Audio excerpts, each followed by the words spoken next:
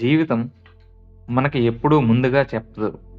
ఏం జరగబోతుందో, ఎప్పుడు తుఫాను వస్తుందో, ఎవరెప్పుడు మన జీవితాన్ని వదిలి వెళ్ళిపోతారో మనం ప్లాన్ చేస్తాం.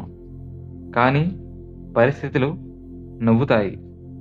ఒకరోజు అన్నీ బాగానే ఉన్నట్టు అనిపిస్తుంది. మరో రోజు అన్నీ చేతుల్లోంచి జారిపోతాయి. అప్పుడు మనం అడుగుతాం, ఎందుకు నాకు మాత్రమే?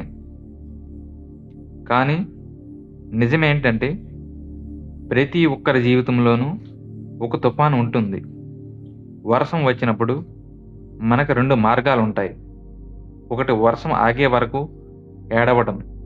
రెండోది గొడుగు తీసుకొని ముందుకు నడవడం. నీ జీవితం కూడా అలాగే ఉంది. పరిస్థితులు కఠినంగా ఉంటే నువ్వు కూడా కఠినంగా మారాల్సిన అవసరం లేదు. నువ్వు తెలివిగా మారాలి. గాలి బలంగా వీచినప్పుడు గట్టిగా నిలబడడం. చెట్టు విరిగిపోతుంది, కానీ వంగని చెట్టు బతుకుతుంది. అది బలహీనత కాదు, అది బ్రతకడం తెలుసుకోవడం. ఒకప్పుడు నీకు చాలా నమ్మకం ఉన్నవాళ్ళు ఈరోజు నీతో ఉండకపోవచ్చు. ఒకప్పుడు నీకు ఎంతో ముఖ్యమైన పని ఈరోజు నీకు విలువ లేకపోవచ్చు. అదే జీవితం. మార్పు అనివార్యం. మార్పుని అంగీకరించడం విజయం.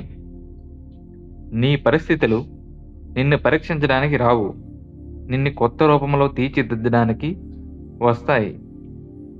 నువ్వు పడిపోయావా? బాగానే ఉంది. నువ్వు మోసపోయావా? అది కూడా పాఠమే. నువ్వు ఒంటరిగా ఫీల్ అవుతున్నావా? అది నీ శక్తి గుర్తు చేసే సమయం.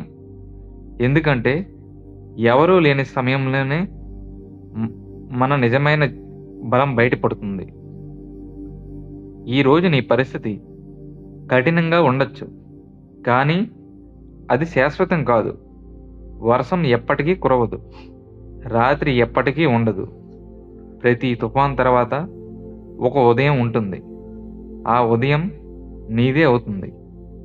ఒకవేళ నువ్వు మారడానికి సిద్ధంగా ఉంటే నీ గతం నిన్ను నిర్వహించదు, నీ పరిస్థితి నిన్ను ఆపలేదు.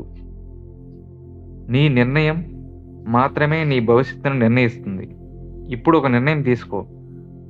పరిస్థితులను నిందించడం ఆపు. మార్పును ప్రారంభించు.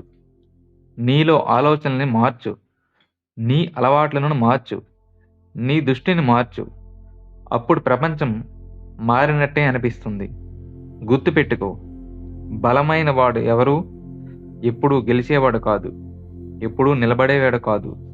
పరిస్థితులు ఎలా ఉన్నా తనను తాను మార్చుకొని ముందుకు సాగేవాడు. అందుకే పరిస్థితులకు తగ్గట్టు మారగలిగితేనే బ్రతుకు. ఈ వీడియో నచ్చితే లైక్ చేసి సపోర్ట్ చేసి మా ఛానల్ని సబ్స్క్రైబ్ చేయండి.